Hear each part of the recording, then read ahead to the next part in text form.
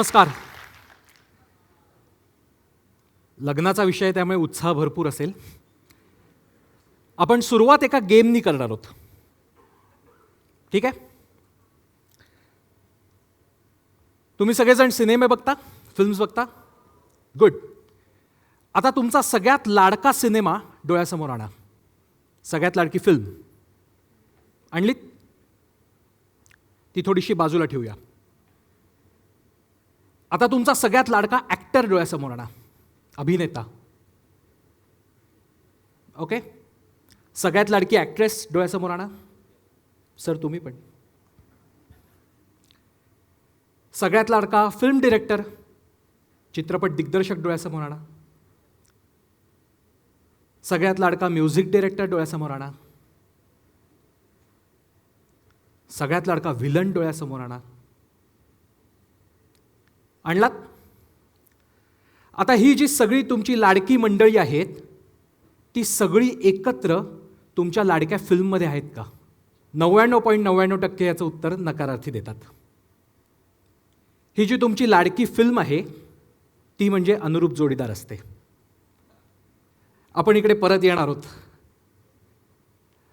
लग्न हा विषय इतका सर्वव्यापी आहे, म्हणजे व्हॉट्सॲप फॉरवर्ड्सपासनं अगदी गंभीर चर्चांपर्यंत सगळीकडे लग्नाबद्दल सातत्याने बोललं जातं. लग्नाबद्दल काही ना काहीतरी चर्चा चालू असते, आणि फक्त थट्टेच्या स्वरूपात किंवा जोक्सच्या स्वरूपात असतं असं नाही, तर अतिशय गंभीर अशा चर्चाही इथे होतात. मानापमानाची नाट्य असतात. कधीकधी ब्लड प्रेशर वरखाली करणाऱ्या पण गोष्टी असतात. लग्न हे सर्वव्यापी आहे, आणि असं लग्न की जे सर्वव्यापी आहे असं असलं तरीही मी जेव्हा अनुरूपपणे पहिल्यांदा कामाला सुरुवात केली तेव्हा माझा एक मित्र माझ्याकडे आला आणि मला म्हणला की अरे तू हे काय करतोयस? तू लग्नाच्या वगैरे व्यवसायात कुठे पडतोयस? अरे काही वर्षात लग्न बिग्न बंद पडणार आहेत, ही संस्था आता काही टिकणारी नाही आहे, तर तू इथे यात पडू नकोस. काही वर्षांनंतर दुसरं काहीतरी तुला शोधावं लागेल.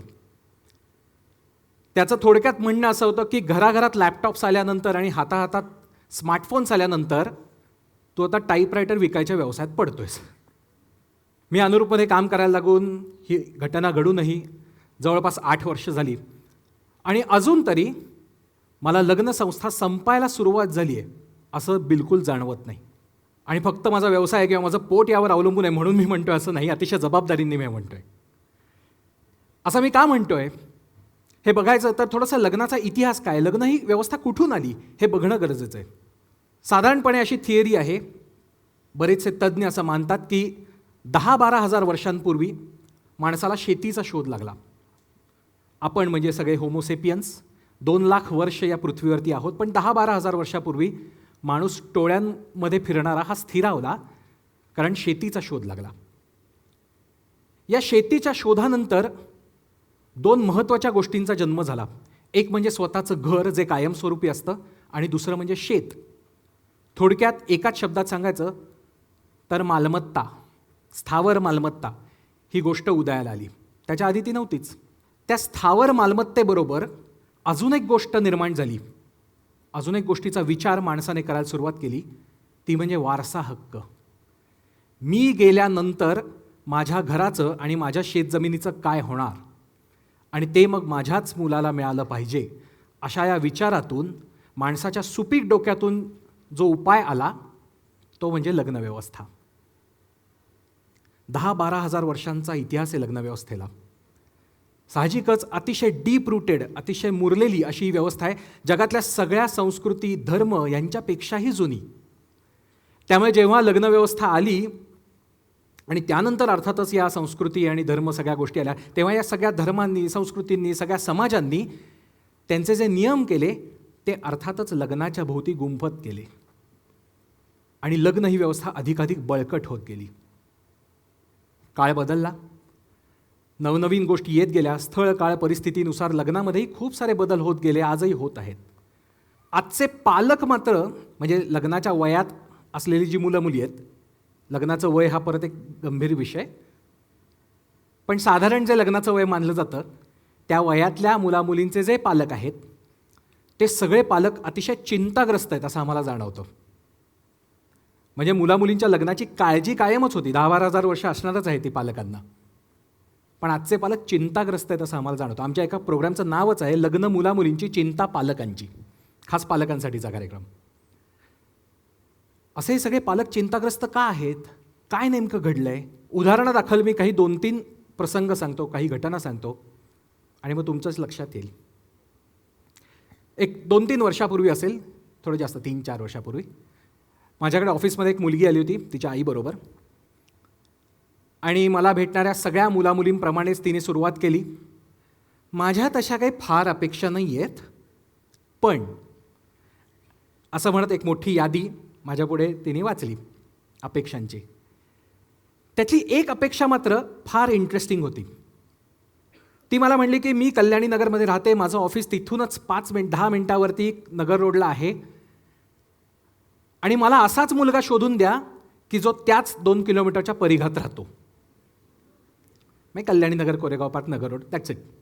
त्याच्या बाहेरचा मुलगा मला काही नको. तुम्ही हसला तसा मी थोडासा हसलो. म्हणले ठीक आहे, हरकत नाही, असतात एकेकाच्या अपेक्षा. मी म्हटलं की हरकत नाही, तुझी जशी अपेक्षा आहे तसाच्या तसा आपण मुलगा शोधू, काही हरकत नाही, एकदम अनुरूप जोडीदार शोधू, काही प्रॉब्लेम नाही.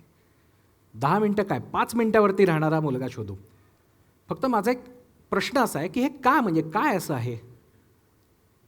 ती म्हणली की कसं आहे की माझं ऑफिस नगर रोडलाच आहे, मी कल्याणी नगरलाच राहते, जाण्या येण्याचं अंतर माझं जेमतेम 10-12 मिनटाचं आहे, अगदी गर्दीच्या वेळीसुद्धा. मी कुठेतरी लांब राहायला जाणार, मग तिकडनं ट्रॅफिकमधनं येणार, किती त्रासाचं आहे ना. तर तसं नको, मला मुलगा इथेच राहणारा हवा. मी म्हटलं ठीक आहे, तुला हवा तसा मुलगा आपण शोधू. मला फक्त एक शंका आहे, ती विचारतो. माझी शंका अशी आहे की समजा तुमचं लग्न झालं, अगदी ऑफिसपासून 5 मिनटावरती राहणारा मुलगा तुला शोधून दिला, अतिशय उत्तम मुलगा आहे, काही प्रॉब्लेम नाही. फक्त लग्न झाल्यानंतर तुझ्या कंपनीने तुमचं जे आत्ताचं ऑफिस आहे ते नगर रोडवरनं शहराच्या दुसऱ्या टोकाला हिंजवडीला शिफ्ट केलं, तर अशा परिस्थितीमध्ये तू नेमकं काय करणार? तू नोकरी बदलणार, घर बदलणार की नवरा बदलणार?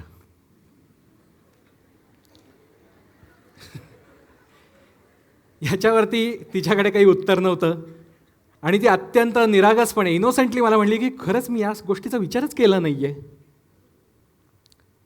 हे उदाहरण पुण्यातलं जरी असलं किंवा एका मुलीचं जरी असलं तरी ते लोकेशन स्पेसिफिक किंवा जेंडर स्पेसिफिक नाही आहे.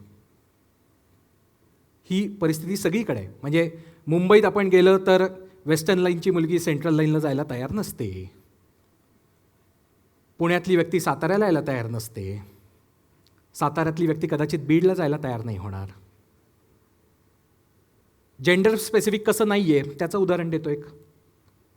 एक मुलगा आणि त्याची आई असे आमच्याकडे आले होते आणि ते म्हणले की त्या मुलाची हाईट होती 5 फूट 10 इंच. त्यांनी अपेक्षांमध्ये लिहिलं होतं की 5 फूट 3 इंच ते 5 फूट 5 इंच अशी उंची असणारी मुलगी हवी. जर आम्ही एखाद्या मुलीचं जिची हाईट ही 5 फूट 2 इंच आहे किंवा 5 फूट 6 इंच आहे अशी मुलगी जर सजेस्ट केली तर तो मुलगा ते प्रोफाईल बघायचाही नाही आणि त्याची आई तर आमच्याकडे असं बघायची जणू काही आम्ही काहीतरी गुन्हा करतोय. या अशा अनेक अपेक्षा जेव्हा समोर येत जातात तेव्हा साहजिकच पालक चिंताग्रस्त होणं स्वाभाविक आहे. नवीन पिढीच्या नवीन काही अपेक्षा पण आहेत, त्याही पुढे येत जातात. पण तरीही आम्हाला असं दिसतं की मुलाचा पगार, वय, उंची, शिक्षण मुलीपेक्षा जास्तच पाहिजे अशी अपेक्षा अजूनही आहे. अनेकांचा गैरसमज असतो की ही अपेक्षा फक्त मुलाकडच्यांची आहे, पण आम्हाला माहिती आहे, आमच्याकडे वेबसाईट आणि ॲप वापरण्यामुळे डेटा आहे, त्या डेटावरनं असं दिसतं की मुलीसुद्धा हीच अपेक्षा लावतात, हेच क्रायटेरिया लावतात. अशी ही सगळी थोडीशी गोंधळाची परिस्थिती आहे, थोडंसं कन्फ्युजन आहे.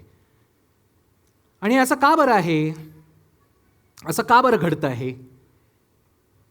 तर सगळ्या इथल्या पालक मंडळींना, सगळ्या ऐकणाऱ्या पालक मंडळींना मला असं सांगायचं आहे की आजकालची पिढी म्हणजे असं म्हणत पटकन कन्क्लुजनवरती उडी मारू नका.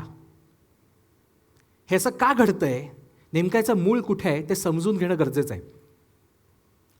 माझा असा क्लेम आहे की माणसाच्या आजपर्यंतच्या इतिहासामध्ये आमच्या जनरेशननी म्हणजे मिलेनियल जनरेशननी जेवढे बदल मोठं होत असताना बघितले आहेत, जेवढ्या तीव्रतेने होणारे बदल बघितलेत, इंटेन्सिटीने बघितलेत आणि जेवढ्या फ्रिक्वेन्सीने बघितलेत तेवढ्या आधीच्या कोणत्याही पिढीने बघितलेले नाही आहेत.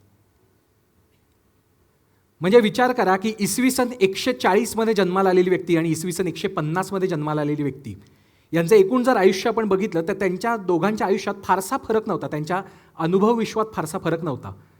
पण 1994मध्ये जन्माला आलेली व्यक्ती आणि 2004मध्ये जन्माला आलेली व्यक्ती यांच्या अनुभव विश्वात जमीन आसमानाचा फरक आहे, प्रचंड फरक आहे. मी तुम्हाला कॉन्टेक्स्ट म्हणून सांगतो. 2004मध्ये जन्माला आलेली व्यक्ती आणि 1994मध्ये जन्माला आलेली व्यक्ती, काय घडलं? 1997-98चा गुगलचा जन्म आहे, 2004मध्ये फेसबुक आलं आहे, पहिला आयफोन 2007मध्ये आला आहे, सोशल मीडियावर लढली गेलेली पहिली लोकसभा इलेक्शन 2014ची आहे आणि 1994ला जन्माला आलेली व्यक्ती तेव्हा वोट करत होती पहिल्यांदाच. केवढा जमीन आसमानाचा बदल झालेला आहे. आणि हे घडत होतं तेव्हा 2004 साली जन्माला आलेली व्यक्ती 10च वर्षाची होती. तिच्यासाठी हे सगळं होतंच, आहेच आहे, कायमच आहे, बदल पाहिलेला नाही आहे. आणि या बदलांमुळे काय झालं, एक प्रचंड ग्लोबल एक्सपोजर मिळालेलं आहे. आणि या एक्सपोजरबरोबर या नवनवीन गोष्टी ज्या समजत आहेत त्याबरोबर नवनवीन अपेक्षासुद्धा आहेत, जोडीदाराकडनं, लग्नाच्या नात्याकडनं. कन्फ्युजन कुठे आहे तर या अपेक्षा आहेत ज्या नवीन आहेत त्या जशाच्या तशाच आहेत, पण त्याबरोबर जुन्या अपेक्षा मात्र तशाच ठेवलेल्या आहेत. म्हणजे एका बाजूला जुन्या नव्याची रस्सीखेच पण आहे आणि दुसऱ्या बाजूला जुन्या आणि नव्या अपेक्षा सगळ्यांचा एकत्र डोलारा पण आहे. म्हणून मी मगाशी जे उदाहरण दिलं ते दिलं की सगळ्या चांगल्या गोष्टी एकत्र करून चांगला सिनेमा बनतोच असं नाही. त्यामुळे जुन्यातल्या चांगल्या 4 गोष्टी घेऊ, नव्यातल्या चांगल्या 4 गोष्टी घेऊ, सगळ्या एकत्र करू आणि मस्त एक जोडीदार शोधू असं नाही होत. आणि मग नॅचरली कन्फ्युजन आहे, नॅचरली त्याबद्दल खूप सारे प्रश्न आहेत, चिंता आहे. मुलामुलींनाही तसे पालकांनाही आहे. नेमक्या वास्तववादी अपेक्षा कोणत्या आहेत ते बघायला हवं. त्याच्याकडे विवेकनिष्ठ दृष्टीने म्हणजे रॅशनल पद्धतीने बघणं गरजेचं आहे. कालबाह्य अपेक्षा टाकून द्यायला हव्यात. मी हे जेव्हा सांगतो तेव्हा मला नेहमी जाणवतं की मुलामुलींना एक वेळ हे पटतं पण पालकांना काही पटत नाही. मी खूप जबाबदारीने पुढचं वाक्य म्हणणार आहे. ते असं आहे की लग्न ठरवण्याच्या प्रक्रियेमध्ये आणि लग्न झाल्यानंतर सुद्धा पालकांची आपल्या मुलांमध्ये असणारी इन्व्हॉल्वमेंट, खरं तर इन्व्हॉल्वमेंट हा शब्द मी खूप नम्रपणे वापरतोय, मला लुडबुड म्हणायचं आहे. तर ही जी इन्व्हॉल्वमेंट आहे किंवा लुडबुड आहे ती जर कमी झाली तर लग्न ठरण्याची प्रक्रिया, लग्नानंतरचं नातं हे खूप सुटसुटीत, सुकर, आनंदी होण्याची शक्यता वाढेल. असं मी का म्हणतोय? तुम्हाला एक उदाहरण देतो. आम्ही अनुरूपकडनं एक मान्सून इव्हेंट म्हणून इव्हेंट करतो, मान्सून थेट भेट कार्यक्रम. या कार्यक्रमामध्ये पार्टिसिपंट मुलं मुली असतात, ते एकत्र येतात. आम्ही त्यांना सगळ्यांना एका बसमध्ये बसवतो आणि छान एखाद्या निसर्गरम्य रिसॉर्टवरती नेतो. दिवसभर तिथे गेम्स, गाणी, गप्पा गोष्टी असं सगळं असतं. कल्पना अशी आहे की छान गप्पा मारत, इन्फॉर्मल वातावरणात, फ्रेंडली वातावरणात मुलामुलींनी एकमेकांबरोबर इंटरॅक्ट करावं, गप्पा माराव्यात, एकमेकांना समजून घ्यावं, एकमेकांना जाणून घ्यावं. हा कार्यक्रम रिसेंटली झालाच आमचा मान्सून इव्हेंट. तेव्हा एका रजिस्टर केलेल्या मुलाच्या पालकांचा, वडिलांचा मला फोन आला आणि मला म्हणले की अहो ते तुम्ही काहीतरी मान्सून इव्हेंट करताय, ते कुठे नेणार? म्हणलं अहो ते सिंहगड पायथ्याला एके ठिकाणी आम्ही जाणार आहोत. पण अहो पावसाचे दिवस, तिथे काही छत वगैरे आहे की नाही? म्हणलं हो आहे ना, छत आहे, अहो चांगलं रिसॉर्ट आहे. मग खायला प्यायला देणार आहात की नाही तिथे मुलांना? म्हणलं हो दिवसभराचा इव्हेंट आहे, त्यामुळे जेवण, छान भजी, चहा सगळं आहे तिथे मस्त. अच्छा हो का, असणार का? असं बघा पावसात चिखलात बिखलात नेऊ नका इकडे तिकडे. म्हणलं नाही नाही काही प्रॉब्लेम नाही. पण तुम्ही म्हणलात बसनी नेणार तिकडे, तर माझा मुलगा बसनी जाणार? म्हणलं हो आता सगळे 50-100 लोक जाणार आहेत ते बसनी जातील. हो का, बरं माझा मुलगा बसमध्ये बसणार का? मग निदान ते AC तरी आहेत का? मग मला असं वाटलं की त्या मुलाचं वय 29 नसून 9 वर्ष आहे आणि त्याचे पालक माझ्याशी बोलत आहेत, कारण मी पिकनिकला घेऊन जातोय सगळ्यांना. आमचा अजून एक थेट भेट कार्यक्रम असतो जो पुण्यातच असतो किंवा कोणत्याही शहरामध्येच होतो, एका हॉलमध्ये होतो. आता हा तर जरा सेफ इव्हेंट आहे ना, मग असं कुठेतरी डोंगर पायथ्याला वगैरे जायचं नाही आहे, पाऊस पाण्याची चिंता नाही आहे, हॉलमध्ये इव्हेंट असतो. स्पष्टपणे सांगितलेलं असतं की पालकांना अलाउड नाही आहे, तरीही पालक मुलांना सोडायला येतात. बरं सोडून लगेच घरी जातात असंही होत नाही, खरोखरच सांगतो, अजिबात मी यातला एकही शब्द खोटा नाही आहे. पूर्ण इव्हेंट संपेपर्यंत 4-4.5 तास पालक बाहेर, हॉलच्या बाहेर उभे असतात, बसून असतात, तिथेच थांबून असतात. आणि जर दरवाजे काचेचे असतील हॉलचे तर अधूनमधून डोकावत असतात, आपला मुलगा कोणाशी बोलतोय, मुलगी नीट आहे ना, काय नक्की चाललंय. मग प्ले ग्रुपमध्ये 4 वर्षाच्या मुलांना सोडून पालक कसे कौतुकाने बघतात, आपला मुलगा किती छान खेळतोय, वा वा लाल रंग ओळखला बरोबर. सेम वाटतं मला. त्यामुळे साहजिकच पालकांची इन्व्हॉल्वमेंट खूप जास्त आहे, त्यांच्या अपेक्षाही आहेत. त्या अपेक्षांचा डोलारा, नवीन एक्सपोजरमुळे असणाऱ्या अपेक्षांचा डोलारा, आणि मग त्यातलं नेमकं काय निवडायचं. मला लग्न तर करायचं आहे, मला जोडीदार तर हवा आहे किंवा हवी आहे, माझ्या अपेक्षा तर खूप साऱ्या आहेत, मला हवं तर सगळं काही आहे, खाईन तर तुपाशी, अशी परिस्थिती अचानक निर्माण व्हायला लागते. लग्नाकडून मला सगळंच काही हवं आहे, आणि ते जर सगळंच काही मला मिळत नसेल तर मग नसलं तरी चालेल, कारण मी आत्मनिर्भर आहे, मला काही गरज नाही आहे कोणत्याही नात्याची, असं म्हणलं जातं. असं प्रत्यक्षात असतं असं नाही.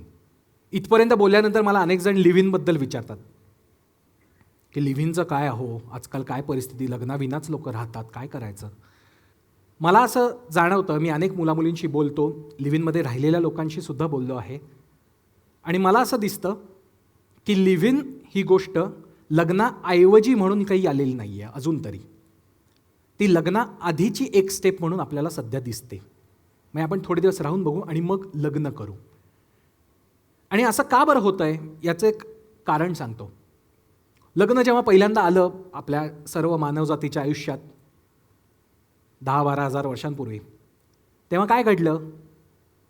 एखाद्या गावात एखादी नवीन फॅक्टरी येते ना, मोठी एखादी फॅक्टरी येते, तेव्हा काय घडतं तर त्या फॅक्टरीला स्पेअर पार्ट्स पुरवणाऱ्या इतर अनेक फॅक्टरीज येतात, वर्कशॉप्स येतात, कामगारांची वसाहत उभी राहते, अधिकाऱ्यांसाठी क्लब्स येतात, शाळा येतात, कॉलेजेस येतात, या सगळ्या मंडळींना सर्व्हिसेस देणारी सर्व्हिस इंडस्ट्री येते, दुकानं येतात. एक प्रकारची इकोसिस्टीम त्या मोठ्या फॅक्टरीच्या भोवती उभी राहते. एक्झॅक्टली तसंच लग्नाच्या बाबतीत झालं आहे. आपली सगळी समाजव्यवस्था, एकूणच इकोसिस्टीम ही लग्नाभोवती उभी राहत गेलेली आहे. छोटंसं उदाहरण द्यायचं झालं तर ए आणि बी या 2 व्यक्ती असतील आणि त्यांचा इन्शुरन्स काढलेला असेल, लाईफ इन्शुरन्स असेल, तर त्याचा जो प्रीमियम असतो त्याची एकत्रित किंमत ही त्या दोघांचं लग्न झालं असेल तर त्यापेक्षा जास्त असते, लग्न झालं असेल तर प्रीमियम कमी पडतो. ही त्या इकोसिस्टीमनी दिलेली सवलत आहे, लग्नाच्या इकोसिस्टीमनी दिलेली सुविधा आहे. अशा असंख्य गोष्टी आहेत. हे तर अगदी छोटंसं उदाहरण मी तुम्हाला दिलं. घर भाड्याने मिळणं वगैरे सगळ्याच अनेक गोष्टी आहेत. ही इकोसिस्टीम लग्नाच्या भोवती उभी राहत गेली आहे. आणि म्हणून लिव्ह इन ही गोष्ट जरी आली तरी ती लग्नाला रिप्लेस करेल का, हे मला आज तरी खूप कठीण वाटतं, कारण लिव्ह इनसाठीची इकोसिस्टीम काही आज अस्तित्वात नाही. इतक्यात लगेच ती येईल असं दिसतही नाही. त्यामुळे लग्नाच्या ऐवजी लिव्ह इन येईल असं मला वाटत नाही. लग्ना आधी येऊ शकतं एक स्टेप म्हणून. अनुरूपच्या कार्यक्रमांमध्ये आम्ही मुलामुलींना कधी कधी विचारतो की लग्न असं म्हटल्यानंतर तुमच्या डोळ्यासमोर पहिलं काय येतं. तर अनेक मुलं मुली पटकन बोलायला सुरुवात करतात आणि म्हणतात की नातं, विश्वास, प्रेम, सोलमेट, आयुष्यभराचा साथीदार वगैरे वगैरे थोड्याशा कवी कल्पना. पण लवकरच त्यांची गाडी ही मेहंदी, संगीत, डेस्टिनेशन वेडिंग, हनीमून या सगळ्याकडे वळते. असं का बरं होतं. कारण आपल्या सगळ्यांच्याच डोक्यात लग्न म्हटल्यानंतर लग्न सोहळ्याचा विचार जास्त होतो, लग्नाच्या नात्याचा विचार कमी होतो. मी नेहमी म्हणतो की वेडिंगचा जितका आपण विचार करतो त्याच्या थोडा तरी काही टक्के तरी विचार मॅरेजचं करणं गरजेचं आहे. भारतातली वेडिंग इंडस्ट्री किती मोठी आहे. एका अंदाजानुसार ती साधारण 6.5 लाख कोटी रुपयांची आहे. लग्न सोहळ्याची इंडस्ट्री. लग्नाच्या नात्याची इंडस्ट्री किती आहे. किती लोक लग्नाच्या नात्यासाठी प्रयत्न करायचा आहे, काहीतरी चांगलं करायचं आहे, काहीतरी शिकायचं आहे म्हणून प्रयत्न करतात, पैसे खर्च करू इच्छितात. ही तफावत आपल्याला आज दिसते आहे. आपण हे सगळं आज बोलतो आहोत ते मिलेनियल जनरेशनबद्दल बोलतो आहोत, माझ्या जनरेशनबद्दल बोलतो आहोत. पण अर्थातच अजून काही वर्षांनी जनरेशन झी, जेन झी ज्याला म्हटलं जातं, ती लग्नाच्या वयात येईल. त्यांच्या पुढे जाऊन जनरेशन अल्फा असणार आहे. आणि त्यांचा लग्नाकडे बघण्याचा दृष्टिकोन कसा बरं असणार आहे हे प्रेडिक्ट करणं जवळपास अशक्य आहे, कारण ते सुद्धा प्रचंड इंटेन्सिटी आणि फ्रिक्वेन्सीने होत जाणाऱ्या बदलांचे साक्षीदार आहेत. त्यामुळे नेमकं ते या सगळ्याकडे कसं बघणार आहेत हे प्रेडिक्ट करणं जवळपास अशक्य आहे.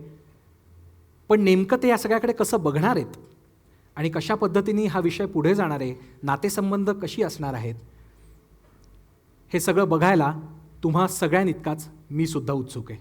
धन्यवाद.